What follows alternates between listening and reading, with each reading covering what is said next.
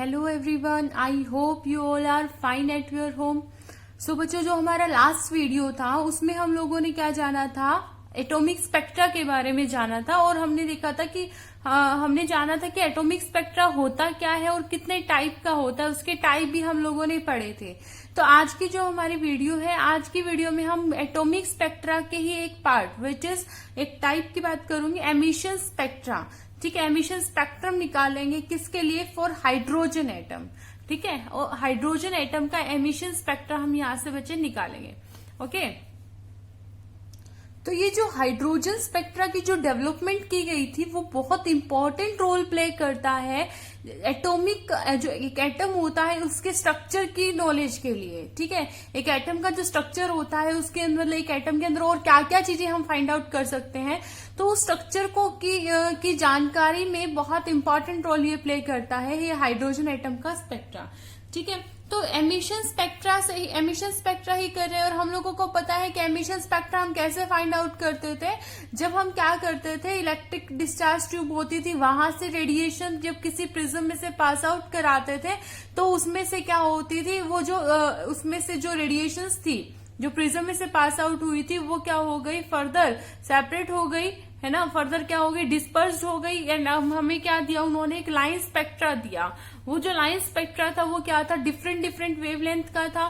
वो जो वेवलेंथ थी वो विजिबल रीजन में भी हो सकती है, अल्ट्रावायलेट रीजन में भी हो सकती है और आईआर रीजन में भी हो सकती है।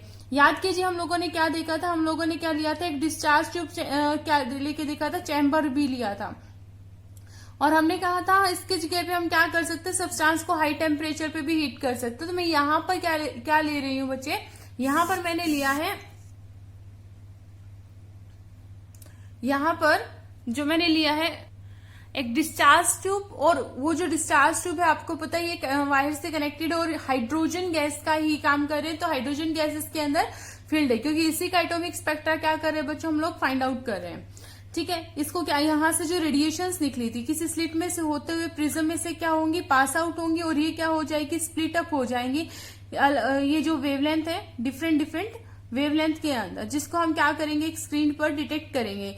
अब वो जो स्क्रीन है, अब ये जो वेवलेंथ स्क्रीन पर डिटेक्ट हो रही है, इनकी अब ये जो वेव्स है, ये जो स्पेक्ट्रा हमें दे रही है, यहाँ पर जो मुझे लाइन स्पेक्ट्रा मिल रहा है ये अलग अलग वेवलेंथ में मिलेगा। ठीक है, ये जो वेवलेंथ होंगी ये विजिबल रीजन में भी हो सकती है बच्चों, यूवी रीजन में भी हो सकती है और आईआर रीजन में भी हो सकती है और अदर किसी रीजन में भी हो सकती है। तो यही चीजें हमें क्या है इसमें देखनी है। ठीक है, तो क्या हुआ 1885 में जे बाल्मर आए।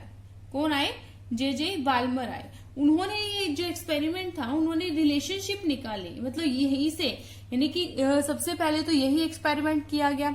ठीक है, यहाँ से स्टडी को स्पेक्ट्रोस्कोप से देखा गया और स्पेक्ट्रोस्कोप से यही ऑब्जर्व हुआ कि यहाँ पर जो मुझे स्पेक्ट्रम मिल रहा है ये अलग अलग रीजन में देखने को मिल रहा है। देखो, स्पेक्ट्रम के बारे में हम लोग पढ़ चुके थे, जिसमें हमने डिफरेंट काइंड ऑफ रीजन्स पढ़े थे, माइक्रोवेव रीजन पढ़ा था, gamma rays, cosmic rays region. तो उन्हीं में से कुछ रीजन की मैं बात कर रही हूँ। तो उन्होंने देखा कि जब हम हाइड्रोजन की स्टडी करते हैं तो वहां पर जो स्पेक्ट्रम मिलता है वो कुछ पर्टिकुलर रीजन में जाकर गिरता है। तो इसकी फर्दर स्टडी की किन्होंने 1885 में जे बाल्मर ने, और एक रिलेशनशिप उन्होंने क्या की, ड्रॉ की। रिलेशनशिप किसके बीच में था, वेवलेंथ के बीच में, और ये जो लाइंस थी, ये जो लाइंस यहाँ पर मिल रही है, ठीक है, उनके बीच में। लेकिन याद रखिएगा कि जो बाल्मर ने रिलेशनशिप दी थी वो सिर्फ विजिबल रीजन के साथ में दी थी। अगर जो लाइंस है वो किसी अदर रीजन में गिर रही हैं तो उसके रिगार्डिंग बाल्मर ने रिलेशनशिप नहीं दी थी। सो बाल्मर ने क्या दी थी, गिव रिलेशनशिप बिटवीन, अमंग बोलेंगे, सॉरी लाइंस है। ठीक है, रिलेशनशिप किसके बीच में दी थी, among the different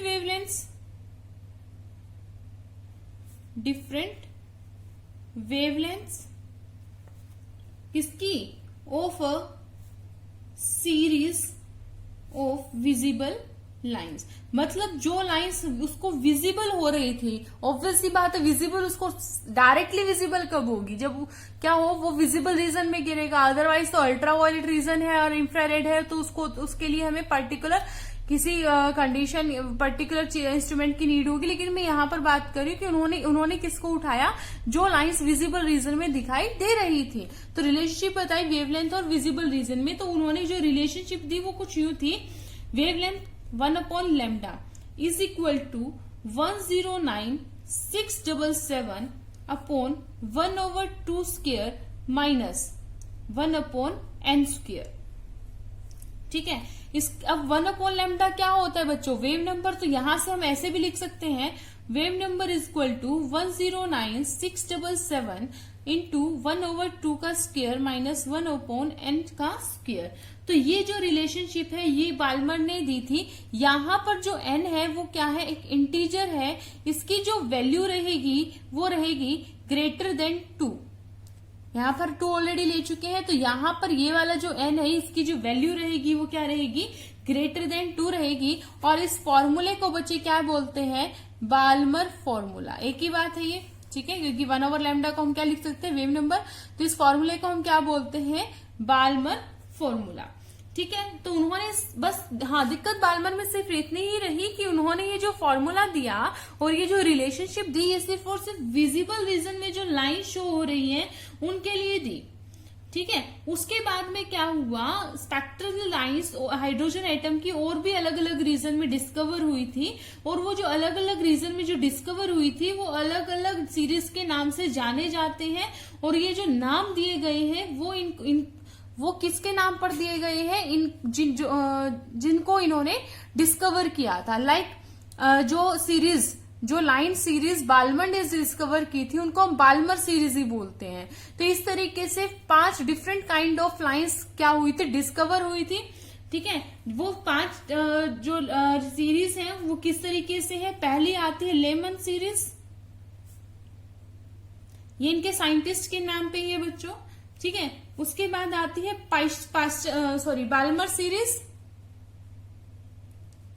Balmer series, फिर आता है पाश्चन सीरीज,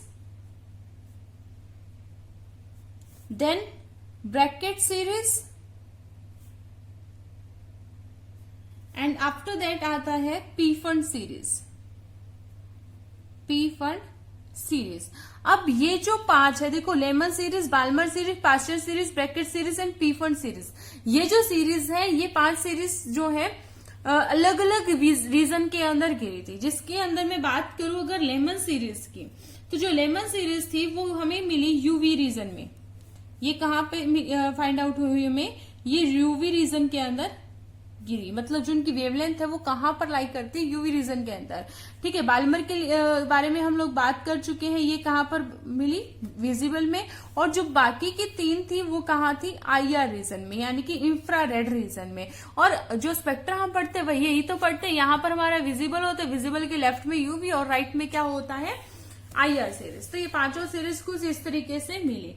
और बाद में जब ये 5 अलग अलग सीरीज मिली, देखो जो बाल्मर ने दिया था वो सिर्फ विजिबल रीजन के लिए दिया था, और उन्होंने क्या कर दिया, इस फॉर्मूले को डेवलप कर दिया। लेकिन जब बाद में डिफरेंट और रीजन्स के बारे में हमें नॉलेज मिली, तो उसके लिए जो फॉर्मूला था वो थोड़ा सा मॉडिफाई किया गया, और वो अब जो नया फॉर्मूला मिला, यानी कि रिलेशनशिप मिली किसके बीच में, स्पेक्ट्रल लाइंस और वेवलेंथ के बीच में। तो वो फॉर्मूला कुछ इस तरीके से था, दैट इज 1/λ, जिसको आप वेव नंबर भी लिख सकते हो। वेव नंबर याद रखिएगा किस में होगा हमारा बच्चे, पर सेंटीमीटर में होगा, is equal to R into में 1/n1 का स्क्वायर माइनस 1/n2 का स्क्वायर। Got it. अब ये जो R है, R क्या है, कांस्टेंट है, जिसको आप क्या बोलते हैं, रिडबर्ग कांस्टेंट बोलते हैं। क्या बोलते हैं बच्चों, रिडबर्ग कांस्टेंट बोलते हैं, जिसकी वैल्यू होती है 109,677 पर सेंटीमीटर। ठीक है, जिसका जिक्र बाल्मर ने भी किया था। ये क्या है, R, कैपिटल R क्या है, रिडबर्ग कांस्टेंट, जिसकी वैल्यू क्या है, ये है। तो बाद में जो है इन वैल्यूज की लाइन, ये जो हमें अलग अलग सीरीज मिली है, इनकी वैल्यूज इस तरीके से पुट की गई। अब क्वेश्चन आता है कि चलो फॉर्मूला तो हमें पता चल गया, लेकिन यहाँ पर ये जो N और N1 और N2 है, इनकी वैल्यूज किस तरीके से ली जाएंगी। तो चलो अब एक छोटी सी टेबल देखते हैं। लाइक मेरे पास कुछ सीरीज है, सीरीज कौन कौन सी है, सीक्वेंस में चलेंगे। पहली है लेमन, उसके बाद में क्या है बच्चों, बाल्मर है, उसके बाद में क्या है, पाश्चन है, उसके बाद में क्या है, ब्रैकेट है, and the last one is P fund, right. ये क्या है, सीक्वेंस में ही गिरती है। तो सीक्वेंस में होंगी। तो अगर इनके रीजन की बात करें, जो हम ऑलरेडी डिस्कस कर चुके हैं, तो जो लेमन होता है वो हमें यूवी रीजन में मिलता है ना। और जो बाल्मर की बात करें तो विजिबल रीजन में, पाश्चन की बात करें तो ये हमें मिलता है आईआर रीजन में, ब्रैकेट भी आईआर रीजन में, and Pfund is also found in IR region में। तो अगर इनके N1 और N2 की वैल्यू की बात करें तो जो लेमन होगा इसमें जो N की वैल्यू है, N1 की जो वैल्यू रहेगी यहाँ पर वो रहेगी 1। बहुत इजी याद रखना, N1 की वैल्यू क्या रहेगी 1। तो जो N2 की वैल्यू है वो 1 से क्या होनी चाहिए, ज्यादा ही होनी चाहिए। ठीक है, कुछ भी 1 से ज्यादा होनी चाहिए, कुछ भी हो सकता है। तो यहाँ से जो N2 की वैल्यू वो रहेगी 2, 3, 4 एंड सो ऑन। ऐसे ही सेकेंड नंबर पे बाल्मर आता, सीक्वेंस में चलेंगे तो बाल्मर के लिए N1 की वैल्यू क्या रहेगी 2, जो इसने ऑलरेडी फॉर्मूले में हमें बताया था। ठीक है, तो यहाँ पर जो N2 की वैल्यू रहेगी वो 2 से बड़ी रहेगी, that is 3, 4, 5 and so on. पाश्चन जो सीरीज है उन्होंने क्या बताया, जो N1 की वैल्यू होनी चाहिए वो 3 होनी चाहिए, तो जो N2 है वो क्या रहेगा, greater than 3, 4, 5, 6 and so on. ऐसे ब्रैकेट के लिए जो N1 की वैल्यू रहेगी 4 रहेगी, तो N2 की वैल्यू क्या रहेगी, more than 4, 5, 6, 7 and so on. ठीक है, ऐसे पी फंड की जो N1 की वैल्यू रहेगी बच्चे वो रहेगी 5, एंड N2 की जो वैल्यू रहेगी वो क्या रहेगी, मोर देन 5 रहेगी। तो इस तरीके से क्या करेंगे हम लोग, इन फॉर्मूला को याद रखेंगे, और N1 N2 की वैल्यू याद रखना बहुत बहुत इजी है। Got it. अब जो क्या है, जो रिडबर्ग इक्वेशन है, यानी कि अब यहाँ से जो है ये अब माना गया कि ये जो फॉर्मूला है ये ना सिर्फ हाइड्रोजन एटम पर एप्लीकेबल है, इवन इस फॉर्मूले से यहाँ जो वैल्यू है हम हाइड्रोजन लाइक एटम्स के लिए भी फाइंड आउट कर सकते हैं। ठीक है, यानी कि this equation is true only for spectral lines of hydrogen atom but also for hydrogen like atoms. ठीक है, हाइड्रोजन लाइक एटम का मतलब क्या है, जैसे हाइड्रोजन के अंदर क्या होता है बच्चों, 1 इलेक्ट्रॉन होता है। तो ऐसे एटम जिनके अंदर 1 इलेक्ट्रॉन मिले तो वो भी क्या करेंगे, उसका भी हम स्पेक्ट्रल लाइंस निकाल सकते हैं। अब आप क्वेश्चन पुटअप करेंगे कि मैम ऐसा एटम जिसमें 1 इलेक्ट्रॉन हो वो तो सिर्फ हाइड्रोजन है, बट अगर मैं बात करूं हीलियम पॉजिटिव की, हीलियम के अंदर 2 इलेक्ट्रॉन होते हैं, तो मैंने 1 इलेक्ट्रॉन इसका ऑलरेडी लूज करवा दिया, तो हीलियम पॉजिटिव बचा। अब इसमें क्या है, 1 इलेक्ट्रॉन। ऐसे में कह दो Li2 पॉजिटिव। ठीक है, तो अब 3 होते हैं लिथियम के अंदर इलेक्ट्रॉन, 2 मैंने ऑलरेडी लूज करा दिए, तो कितने बचे, 1 इलेक्ट्रॉन। तो such kind of atom are known as hydrogen like atom. तो जब अगर हम हाइड्रोजन लाइक एटम के बारे में पढ़ेंगे तो इस फॉर्मूले को थोड़ा सा और मॉडिफाई कर दिया गया, कुछ ज्यादा चेंजेस नहीं है। क्या आएगा, 1/λ is equal to wave number which is in per centimeter is equal to r into 1/n1 का स्क्वायर माइनस 1/n2 का स्क्वायर। देखो इतना फॉर्मूला सेम है, यहाँ पर क्या आ जाएगा, z square, and this is the actual formula for find out the spectral lines for the relationship among the wavelength and the spectral lines। ठीक है, अब यहाँ पर Z क्या है, Z किसको आप बोलते हो, एटॉमिक नंबर को बोलते हो। फॉर्मूला पहले वाला भी सही था, लेकिन ये जो फॉर्मूला था ये सिर्फ हाइड्रोजन एटम के लिए एप्लीकेबल था। हाइड्रोजन एटम में का एटॉमिक नंबर कितना होता है, 1 होता है, तो जस्ट यहाँ पर 1 पुट कर देंगे तो यही तो बना। लेकिन हीलियम के लिए अगर करेंगे तो Z की वैल्यू आपको 2 रखनी पड़ेगी, क्योंकि एटॉमिक नंबर तो इसका 1 है, 2 ही है ना। लिथियम लोगे तो इसकी वैल्यू आपको 3 ही लेनी पड़ेगी। बाकी जो N1 N2 की जो वैल्यू रहेगी वो सेम रहेगी जो यहाँ पर हमारे पास है। तो आई होप यहाँ पर आपको हाइड्रोजन स्पेक्ट्रा के बारे में जो बातें मैंने बताई वो समझ में आई होंगी। सो इसके रिगार्डिंग कुछ न्यूमेरिकल है वो करके देख लेते हैं, ताकि आपका जो थोड़ा बहुत भी डाउट है वो कि किस तरीके से क्वेश्चन टेम्पटेशन की जाए वो क्लियर हो जाए। सो बच्चों देखिए यहाँ पर हम बात करेंगे फर्स्ट क्वेश्चन की। बस फॉर्मूला याद रखिए, क्वेश्चन को ध्यान से पढ़िए, आपका जो न्यूमेरिकल है वो बहुत अच्छे से सॉल्व हो जाएगा। बच्चों को प्रॉब्लम रहती है कि केमिस्ट्री के अंदर भी न्यूमेरिकल है, ये है वो है, बट सिंपल टाइप के न्यूमेरिकल है। बस आपको क्वेश्चन को पढ़ना है अच्छे से और फॉर्मूले को याद रखना है। ठीक है, बस ज्यादा कुछ नहीं होता है, क्वेश्चन के पूछने का तरीका बदल लिया जाता है। अगर आपको क्वेश्चन सॉल्व करना है और आपको क्वेश्चन समझ में ही नहीं आ रहा है और आपके पास कोई हेल्प नहीं है, तो मैं ये रिकमेंड करूंगी आप उसी क्वेश्चन को 3 से 4 बार पढ़िए, आपको डेफिनेटली समझ में आ जाएगा कि क्वेश्चन में पूछा क्या है। अगर आपका कंसेप्ट क्लियर है तो you will easily handle it. Okay, so let's start with the first question. What is the wave, question में कहता है what is the wavelength of light. That means ये पहले ही क्वेश्चन में आपसे पूछता है वेवलेंथ के बारे में, यानी कि लैम्डा निकलवाना चाह रहा है ना। So what is the wavelength of light emitted when the electron in hydrogen atom. तो एटम आपको पता चल गया, हाइड्रोजन एटम। सो जेड की वैल्यू क्या रहेगी, 1 रहेगी। Undergoes transition from an energy levels with n equal to 4 to an energy level equal to n equal to 2। अब ये मैं बार बार एनर्जी लेवल्स क्यों बोल रही हूँ, मैं ये चीज आपको बताने वाली हूँ, बट ये चीज हम ज्यादा पढ़ेंगे नेक्स्ट वीडियो में डिटेल में। एक्चुअल में ये जो एन होते हैं, जो सीरीज होती है, ये क्या होती है, कुछ अलग नहीं होती, एनर्जी लेवल्स होते हैं। आपको अगर याद हो तो एमिशन स्पेक्ट्रम में मैंने कहा था कि ये जो रेडिएशन निकलती है यहाँ से, वहां से जो एटम होते हैं वो एक्साइट हो जाते हैं, यानी कि अपर लेवल पे चले जाते हैं। ये जो लेवल होते हैं किसके होते हैं, एनर्जी लेवल्स होते हैं। ठीक है, तो ये जो N1, N2, N3 ये क्या है, एनर्जी के लेवल्स हैं। तो इसने कहा कि जो ट्रांजिशन हो रहा है वो कहां से कहां हो रहा है, n equals to 4 to n equals to 2 तक हो रहा है। तो बच्चे लोअर लेवल कौन सा है आपका, 2। तो जो लोअर लेवल होता है वो हमेशा N1 रहेगा, अपर वाला आपका क्या रहेगा, N2 रहेगा। तो फॉर्मूला याद कीजिए, आपके पास फॉर्मूला लैम्डा की फॉर्म में है ना, तो लैम्डा की फॉर्म में लेके चलेंगे। सो ये फॉर्मूला जो था वो था R 1/N1 का square minus 1/N2 square into में Z स्क्वायर था। सो Z तो हमें लेना ही नहीं है, डायरेक्ट क्या करनी है, वैल्यू पुट करनी है। तो N1 मेरे पास देखो Z1 है, लैम्डा फाइंड आउट करना है, N1 2 है, N2 क्या है आपके पास में 4 है। सो जस्ट वैल्यू पुट कीजिए 1/लैम्डा। तो R की जो वैल्यू थी वो क्या थी, 109677 है ना। 1/2 का स्क्वायर माइनस 1/4 का स्क्वायर। तो अब इसको आगे फिर से सॉल्व करेंगे, वैल्यू आएगी 1/लैम्डा 109677। Got it, 1/4 minus 1/16। जब आप इसको सॉल्व कर लेंगे then you will get 109677 into 12/64। Unit लिखते चलेंगे, क्या किस में रहेगी हमारी, पर सेंटीमीटर में। ओके, तो जब आप इस वैल्यू को सॉल्व करते हैं कट करके, तो आपका जो आंसर आता है वो आता है 486 इंटू 10⁻⁻9 मीटर।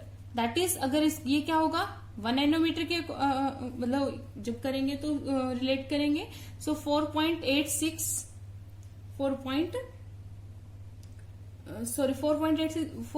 है ये, डायरेक्ट 486 नैनोमीटर।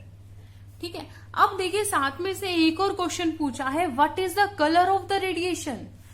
भी स्पेक्ट्रा के अंदर आपने कलर पढ़े थे, अब चलो ये तो पता चल गया कि ये नैनोमीटर इतना है, लेकिन मुझे कलर का कैसे पता चलेगा। तो कलर का देखो कैसे पता चलेगा। पहली बात, डायरेक्ट उसने कलर बोला है, दैट मीन्स वो विजिबल रीजन की बात कर रहा है, और भी समझ में नहीं आता। तो देखिए इसका N1 क्या है, 2। N1 क्या है, 2 किसके लिए था, बाल्मर सीरीज के लिए। बाल्मर ने किस रीजन के लिए पढ़ाया था, हमें विजिबल रीजन के लिए बताया था, राइट। तो ऑब्वियसली बात है कि जो विजिबल रीजन में हमें कौन से कलर देखने को मिलते हैं, विबग्योर कलर देखने को मिलते हैं। तो आप इसको कैसे याद करेंगे और कैसे आप इसका आंसर देंगे। तो देखिए विबग्योर होता है हमारे पास रीजन में कलर के लिए, विबग्योर। तो कुछ जो विबग्योर रीजन होता है बच्चों वो होता है 400 नैनोमीटर से 700 नैनोमीटर तक। ठीक है, तो आपको कुछ वैल्यूज याद रखनी है। ठीक है, वॉयलेट के लिए याद कर रखेंगे 400 नैनोमीटर, ब्लू उसके बाद में याद करना आपको ग्रीन के लिए 500 नैनोमीटर, उसके बाद में येलो के लिए 100 का बढ़ाना है 600 nanometre, and the last one for R which is 700 nanometre. देखो यूं तो अगर आप और देखेंगे तो इनके रेशियोज में आपको देखने को मिलेंगे। लाइक इसकी अगर मैं बात करूं तो ये 400 to 440 होता है, फिर ये 440 to 460 होता है, ये 460 to 484 समथिंग होता है, फिर 500 तक होता है, तो ये 497 तक होता है, फिर 5 शुरू हो जाता है, 560 तक होता है। तो ये थोड़ा कॉम्प्लिकेटेड हो जाएगा, तो उसको इजी बनाने के लिए मैंने आपको कुछ वैल्यू याद करा दिया है। अब देखो आपकी जो लैम्डा की वैल्यू आई है वो कितनी आई बच्चे, 486। ये पॉइंट नहीं है, कितना है 486। अब देखो 486 कहाँ लाई करता है, ये आपका 500 है, ये 400 है, तो ऑब्वियसली बात है 486 जो लाई कर रहा है वो ब्लू के पास में लाई कर रहा है। ठीक है, ब्लू और ग्रीन के कहीं बीच में लाई करेगा, तो इसलिए इसका जो कलर आप बोलेंगे वो कहेंगे that is bluish green colour. इनके बीच में ही लाई करेगा, इनके बीच में तो काफी गैप है, तो क्या कलर बोलेंगे आप? ब्लूइश ग्रीन कलर बोलेंगे। ओके, तो अगर आपको इंडिगो में थोड़ा सा आइडिया दे देती हूँ, तो 440 टू 460 होती है बच्चे इसकी वैल्यू। ठीक है, तो ऑब्वियस सी बात है कि जो ब्लू से ऊपर ही यहाँ पर जाने वाला है, 460 टू 480 के आसपास यहाँ आ जाएगा, ऊपर क्या मिलेगा? यहाँ पर मिलेगा। तो इसका कलर क्या रह जाएगा? ब्लूइश ग्रीन कलर रह जाएगा।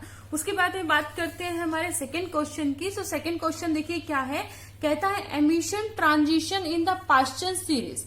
पाश्चन सीरीज की बात कर रहा है बेटा, तो पाश्चन सीरीज में आपको पता है जो एन है, याद कीजिए क्या क्या था आपके पास में, लेमन था, बाल्मर था, पाश्चन था, और पाश्चन के लिए N1 की वैल्यू क्या थी आपकी? 3 थी।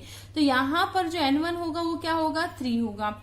ठीक है, at orbit n equals to 3, जो इसने खुद हमें बता भी दिया। And start from an orbit n and can be represented as, तो इसने कहा कि वो जो ऑर्बिट है वो इस तरीके से, इसकी जो वैल्यू है वो कुछ ये है।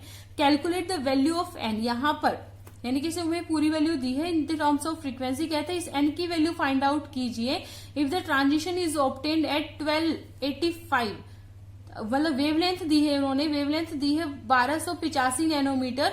Find the region of the spectra, एक तो हमें रीजन बताना है किस रीजन में गिरेगा। ठीक है, तो पाश्चन के लिए तो बच्चे हम लोग पढ़ ही चुके थे। पाश्चन का क्या था? ये तो क्या था आपका? यूवी में था, बालमर विजिबल में था, और नीचे वाले IR में थे। तो रीजन तो हमारा क्लियर है कि IR होगा, लेकिन n की वैल्यू फाइंड आउट करनी है तो सीधा फॉर्मूला पुट करेंगे, है ना। तो हमारे पास फॉर्मूला क्या है, होता है 1/λ is equal to R into 1/N1 का स्क्वायर माइनस 1/N2 का स्क्वायर, राइट। और इसने मुझे क्या दिया है? इसने दिया है nu is equal to 3.29 into 10⁻15 into 1/3 का स्क्वायर माइनस 1/n का स्क्वायर पर सेकेंड। तो अब क्या करेंगे, हमें फ्रीक्वेंसी को लैम्डा की टर्म में लेके जाना पड़ेगा, है ना। तो अब इसको मैं क्या लिख सकती हूँ? मुझे पता है nu equal to C by lambda, तो इसको मैं ऐसे लिख दू C by lambda equal to 3.29 into 10⁻15 into 1/3 का स्क्वायर माइनस 1/n का स्क्वायर पर सेकेंड।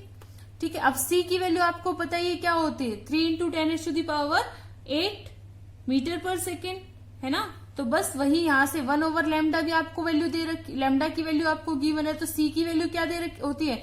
3 इंटू 10⁸8 मीटर पर सेकेंड। लैम्डा की वैल्यू इन्होंने हमें दे रखी है 1285, है ना, 1285। अब ये मीटर में ये है, ये नैनोमीटर में, तो यहां पर मैं लिख दू 10⁻⁹ is equal to 3.29 into 10⁻15 upon में, इसको मैं सॉल्व करूंगी 9 माइनस 1/n का स्क्वायर। मुझे n की वैल्यू चाहिए, तो इस टर्म को भी मैं नीचे लेके चली जाती हूँ, इस टर्म को नीचे लेकर चली जाऊंगी, ये अलग मिल जाएगा। 1/9 माइनस 1/n का square is equal to 3 into 10⁸8 divided by 1285 into 10⁻⁻9 into में 3.29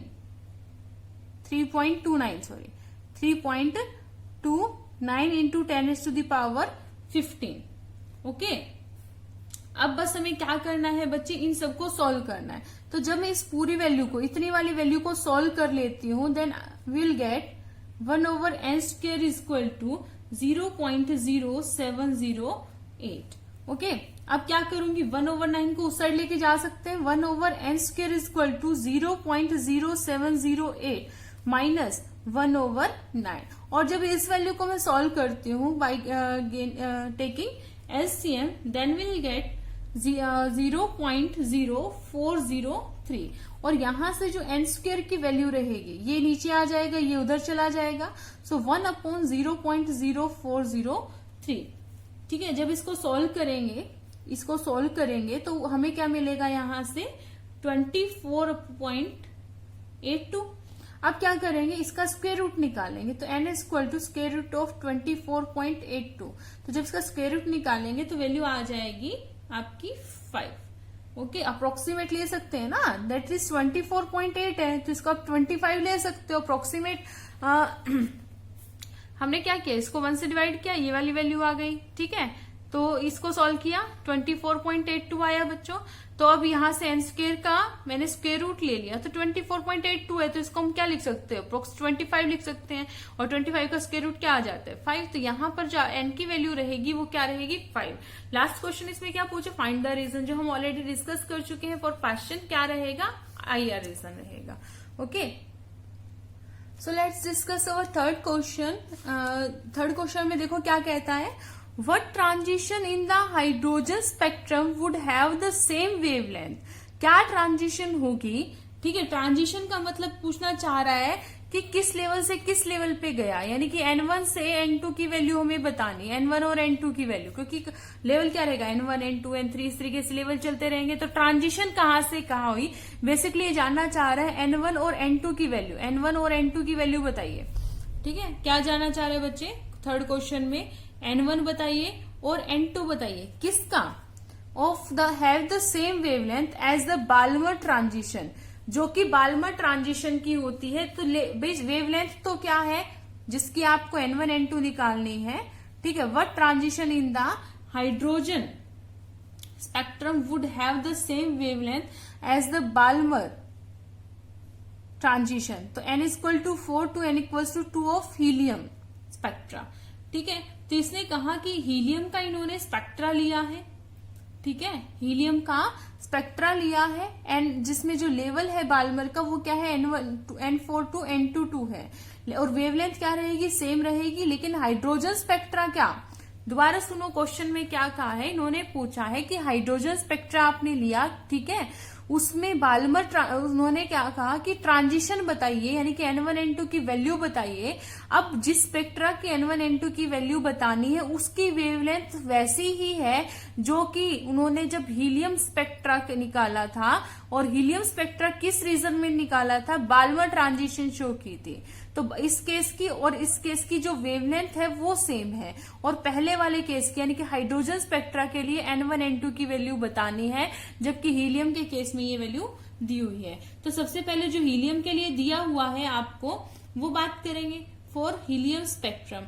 तो हमें पता है वैल्यू क्या होती है 1/λ R into 1/N1 square minus 1/N2 square. अब देखो हीलियम क्या है, हाइड्रोजन स्पेक्ट्रा नहीं, हाइड्रोजन लाइट स्पेक्ट्रा, तो Z स्क्वायर ये हमारा एग्जैक्ट फॉर्मूला। तो फॉर हीलियम Z क्या होता है हमारे पास में बच्चों 2 होता है ना। अब क्या करेंगे, डायरेक्टली वैल्यू पुट करेंगे 1/λ इज इक्वल टू R, है ना, क्या हो जाएगा R इंटू में 1/N स्क्वायर 1/2 का स्क्वायर माइनस N2 क्या हो जाएगा, यहाँ पर देखो N1 N2 दिए हुए है ना 2, और बाल्मर के लिए हमें पता भी है 4 का स्क्वायर इंटू में Z का स्क्वायर।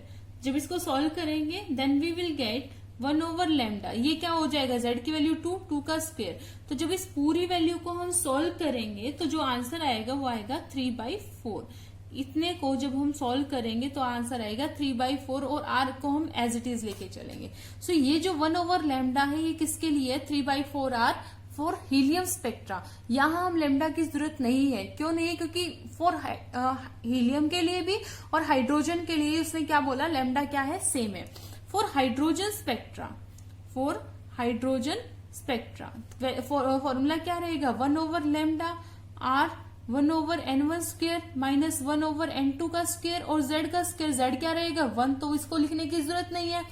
ओके, अब देखो इसने पूछा N1 और N2 की वैल्यू बताइए, जबकि लेमडा क्या है सेम। अगर इसका लेमडा सेम है इसका लेमडा सेम है, यानी कि equation 1 and equation 2 is also same, है ना, ये दोनों इक्वेशन भी क्या है सेम है। तो इन दोनों को क्या कर देती हूँ मैं, इक्वेट कर देती हूँ 3/4 R equal to R into में 1/N1 का स्क्वायर माइनस 1/N2 का स्क्वायर। R से R कैंसिल, यानी कि 1/N1 का स्क्वायर माइनस 1/N2 का स्क्वायर इक्वल टू 3/4 क्या आएगा 3/4। तो ये वाली इक्वेशन तो बहुत इजीली आप सॉल्व कर सकते हैं कि ये 3/4 हमारा आंसर है, यानी कि ये जो माइनस करेंगे किसके इक्वल आना चाहिए, यानी कि नीचे क्या आना चाहिए आपका 2, तो यहाँ 4, तो 2 का स्क्वायर 4 1, तो यहाँ पे आपके N की वैल्यू N1 की वैल्यू क्या रहेगी 1 और N2 की वैल्यू क्या रहेगी 2। आई होप इस तरीके इस इक्वेशन को आप इजीली सॉल्व कर लेंगे, ठीक है। तो N1 की वैल्यू क्या है 1, N2 की वैल्यू क्या है 2 है। तो आपको पता भी चल गया कि किस टाइप का ट्रांजिशन है, ये आपका फर्स्ट वाला ही है, लेमन सीरीज की बात कर रहे हैं। तो ये बहुत सिंपल क्वेश्चन है, जस्ट फॉर्मूला बेस्ड क्वेश्चन है, just need only practice. So बच्चे keep practicing. Okay, take care of yourself. Thank you so much.